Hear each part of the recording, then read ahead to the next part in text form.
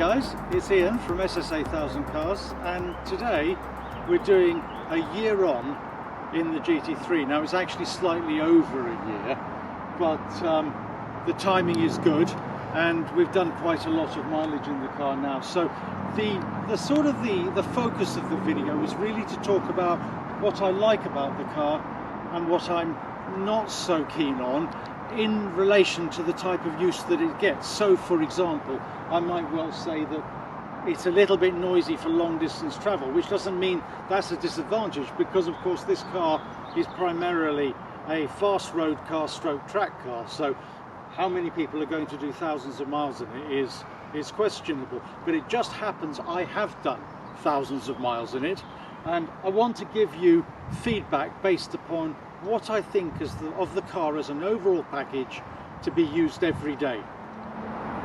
The first thing to say is the most positive things about the car. It's the most fantastic car to take out on an occasional basis and really give a serious going over, because it revs right the way through to 9,000 revs, as I know you guys already know, and it's a naturally aspirated 4.0 straight six engine, and for me that is everything I really bought the car for, because of course at SSA 1000 Cars we have the Panamera for everyday use, so this was not conceived primarily as an everyday car. However, we did take it down to the south of France and back, so that gave us quite a good feedback of, is this an everyday car? So the engine, the gearbox, the suspension, the ride are really very good for what is a track focused version of the 911.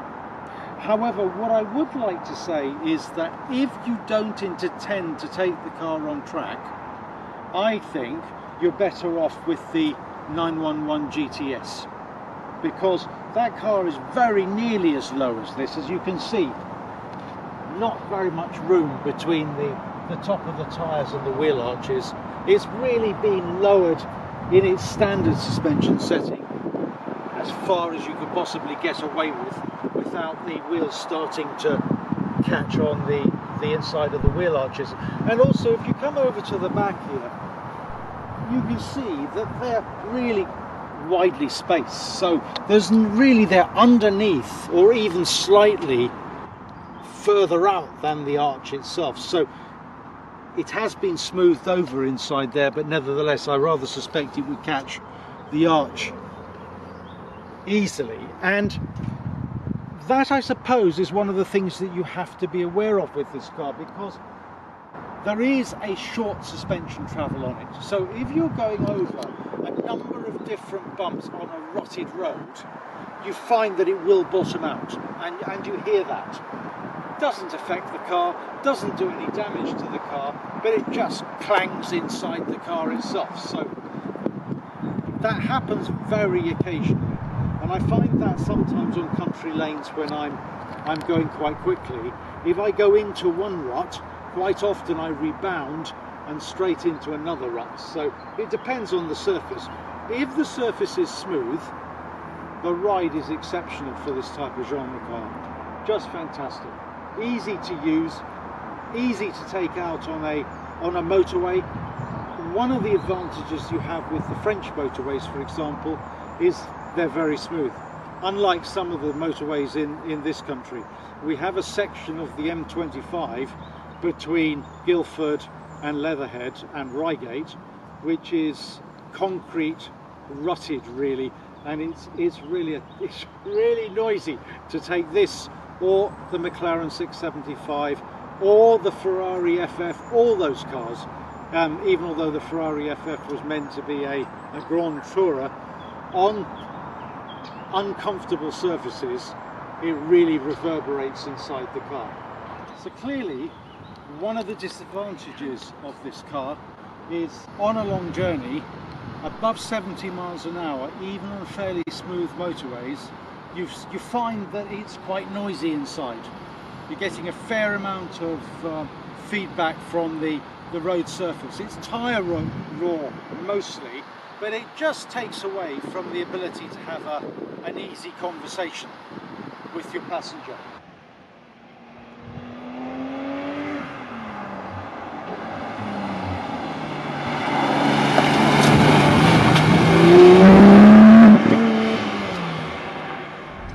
Hey guys, we're in the car, as you can probably see, going over some speed ramps. Obviously got the lift system up.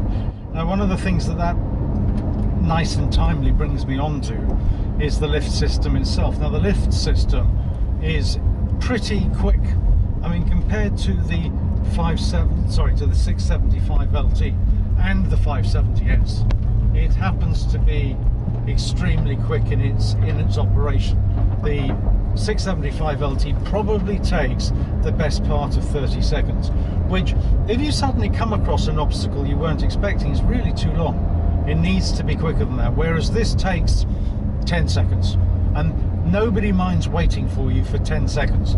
I think sometimes with 30 seconds it's possibly just a little bit too long. So a plus point for the GT3. The other thing that I like about the GT3 is it's an ordinary 911. Now that you might think was a disadvantage in a race track setup car, but it's not, because you have the same interior, you have the same navigation system that Porsche have put a lot of development into. You've got the same basic instrumentation that you can change to the way that you like it, which just honestly you don't get in Lamborghinis and Ferraris. I can say with some experience that Ferrari's setup for the mid-engine cars, but also for their 2+2s, is quite basic.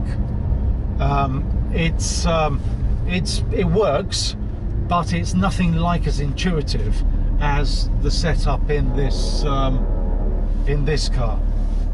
This has obviously been honed for the 911 range, and of course it's identical inside, pretty much identical inside to the system you find in the standard 911, and that is really good. Now, the 992 has taken a quantum leap forward from the 991, which is what this is. It has the full wide satellite navigation system, 10.2 inch. It's got the same electronic dials that you get in the Panamera, pretty much. And I think in terms of sports car interiors, the 992 is probably as good as you can possibly get. And of course, again, the Porsche system is pretty much the best out. So that's the advantage. The air conditioning system is fantastic. It works really well. Again, Lamborghinis, Ferraris, actually, in fairness to Ferrari, their air conditioning system that I had in both the Speciale and in the FF was pretty good.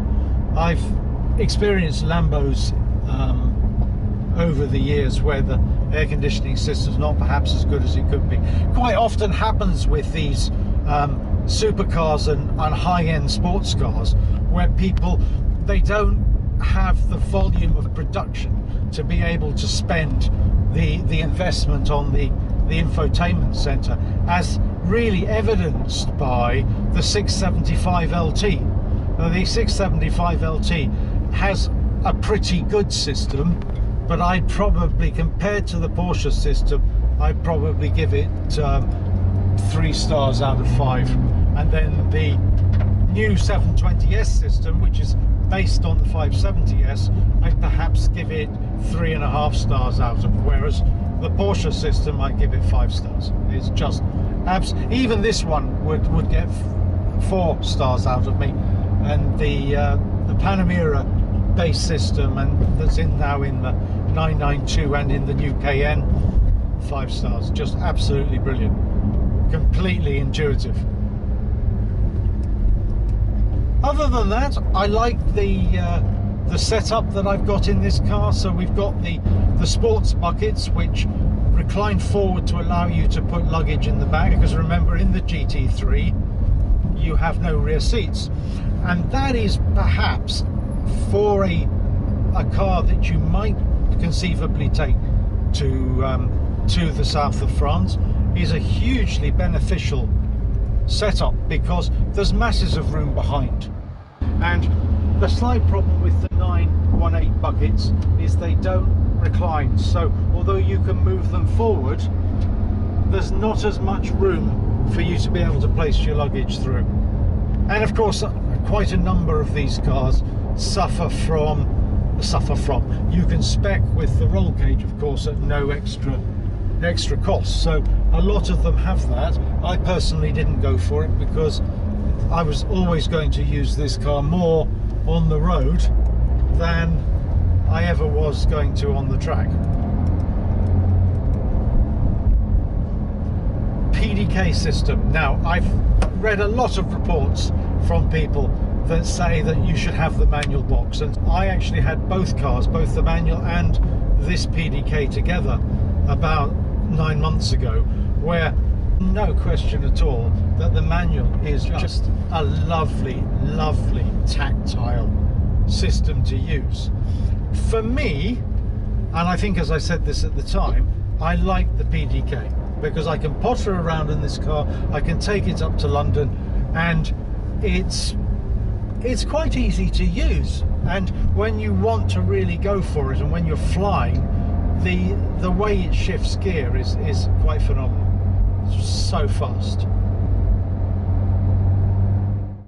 Really, finishing off in the inside of the car, what I like about the car is just its usability. It's very comfortable. The seats are brilliant.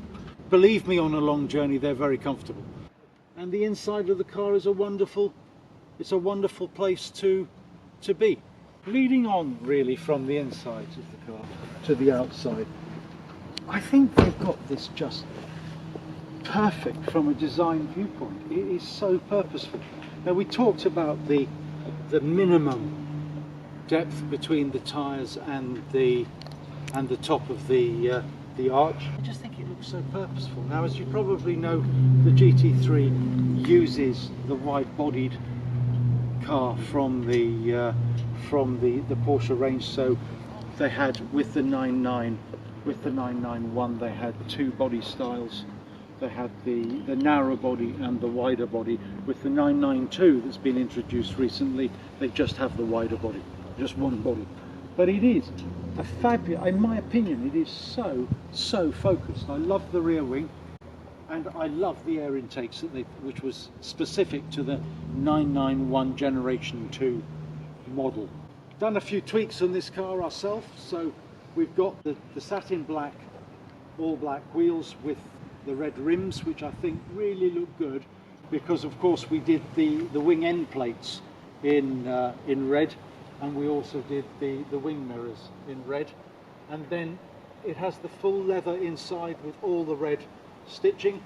The GT3 motifs inside on the seats are with a red stripe, and we have the red GT3 moniker in the rear of the car, which I think comes across nicely.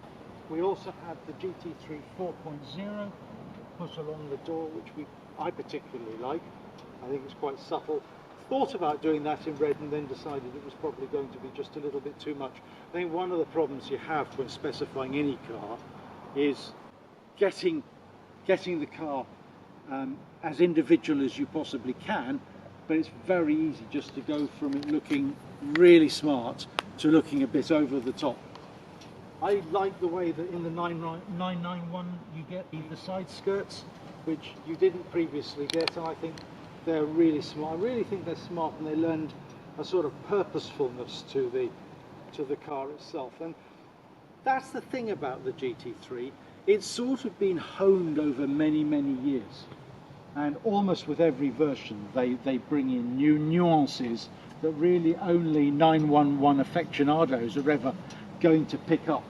But I just think this was the car that absolutely hit the nail on the head. And my understanding is that the 991 Generation 1 wasn't quite as direct to drive as this car, so the steering feel wasn't quite as good as they have it in here. And certainly Henry Catchpole said of the first generation that the feel from the steering just slightly more synthetic than in the Generation 2. All I can tell you is this particular version, the steering is awesome, absolutely awesome. And then with all 911s, of course, you get all the technology that's available from the neon lights through to the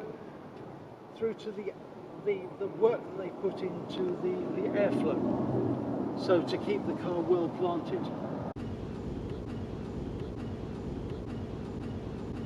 On the theme of luggage space, we've shown you pictures of how much room there is in the rear to put luggage, but what I want to do very quickly is also show you that, of course, you have the front luggage compartment, which is really very deep. I mean, you get a couple of quite decent size cases in there.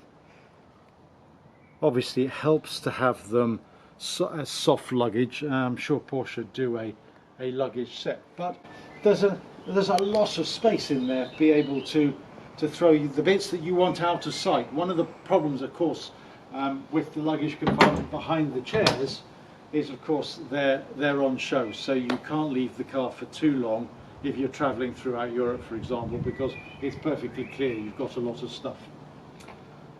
That's the practical nature of the car. Talked earlier about the engine, which, you know, just one of the greats of all time. At 9,000 revs, it just sounds unbelievably epic, and we can only hope that Porsche continue to deliver a naturally aspirated engine for the GT3. So the noise that it makes is completely epic. Just a wonderfully sonorous thing to listen to at anywhere between 6 and 9,000 revs. However, when you're not on it, the engine is always a constant companion. And again, you've got to be prepared for that in this. You know, even travelling at 80, 90 miles an hour down the auto routes of France and Germany, it's constantly with you. And then I guess the other thing that some people might think was a terrible shame, when you compare certainly the 675 that we have, although it's less obvious in the 720S, and that is the engine. The engine, it's just not on display. We have the oil dipstick here, and obviously where you fill the oil up, but at the end of the day, all we've got here is a little bit of carbon fibre, which is actually quite nice. It's nicely finished, but 2 fans. That's your lot. So it is a little bit disappointing. The 911s of old, I had a 911 Club Sport, which was in white with red wheels, from 1988. Absolutely fantastic car. You could see the engine. You know, I'm not saying it was the most exciting engine to look at in the world, because you've a limited area to look at it through, but it's still always, I find it quite exciting to look at the engine. And here, you know, as each generation of 911 has passed, we seem to see less of the engine. I suppose that's perhaps a disadvantage. But again, you know, you live with that when you're revving it towards the end of its rev range. Nice little GT3 and 4 litre on the back, quite like that. Nice touch. So overall, what do I think of the car? For me, it is perfectly powerful enough. Now, as you guys probably know, we've got 500 HP here, which is 36 up on the previous generation, and it's enough to give it really, really, really rapid acceleration. Now, it's simply not in the same league as the 675 LT, because the 675 LT has 675 HP and it's considerably lighter. This is probably coming in on the scales above 1400 kgs with petrol and oils, whereas the 675 is more like 1250. By the time you put petrol and oils and people in it, maybe around the 1300 kg mark. So quite clearly it's got more power and it's less weight, so it's going to be faster, but this is fast enough. I always thought with our GT4 that the GT4 could do with more oomph It just was a little lacking sometimes. You were going up a steepish hill and you wanted to accelerate out onto the road. You just felt, come on guys, and that had 380. Now, you probably know the new GT4 has 410 plus HP, so that may well make a little bit of a difference. My feeling is 500 is about the sweet spot in today's super sports cars, and just love it. And the exhaust note's fantastic as well.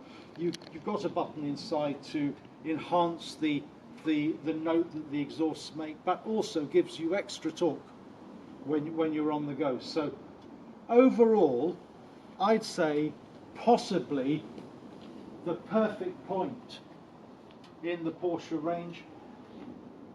If you're going to use it for long distance journeys, think about the GTS, because the GTS has 90% of everything that this offers, and it also throws quite a compliant ride, and it's better soundproof than this inside. Obviously this car has lost a lot of its soundproofing. Okay guys, well I hope you found that interesting. We've loved it over the year and a month that we've had it, and we're definitely intending to keep it for at least another year. So thanks for watching, and catch up with you soon.